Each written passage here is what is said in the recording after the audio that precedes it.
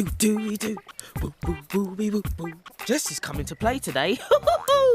What are we going to do? I don't know, Horace. What are we going to do? Hey, you're here already. Let me see. We could do diving. Whoop-de-whoop.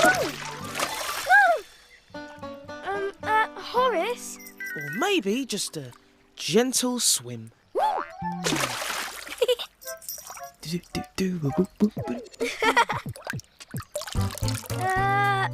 The thing is, Horace, I don't like getting wet. Remember? Oh, silly me. Instead of getting in the water, could we play with something on the water? Like a boat. I'd like that. We can have a boat race. So, where do we find a boat, huh? We can always make one. Of course we can. But how? How can we make a boat? Hey, that's the big question. How can we make a boat? The first thing you should do is get some help from someone who's good at making things. Hey, I know who. Stay right there, Horace. I'll be back. A boat? Oh, I can just imagine how much fun you'd have playing with your boats on the pond, Jess. And you could be a sailor cat. Yes, I can't wait. Now, let me see. Paintbrush, marble, feathers. Oh! Hey, you two. Do you want to play on Horace's pond with the boat? A boat!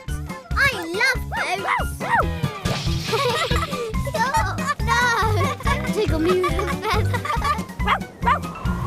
Oh, no! It's floating away. Phew. Now we can help you look for a boat, Jess. We're not going to look for one. We're going to make one. Wow, what can we make it from? I'm just looking now. Well, You got an idea. Meet you at the pond, Jess. Okay, puppies. Brilliant! I don't think any of this stuff would make an actual boat, Jess. Hey, I could use this to make you a sailor's hat so you could be a sailor cat. Wow, fantastic. But I still really need a boat. Well, what do we know about boats? I know. Boats float. So you need to make your boat out of something that floats. You're right. Let's go back to the pond and test out what'll float and what won't.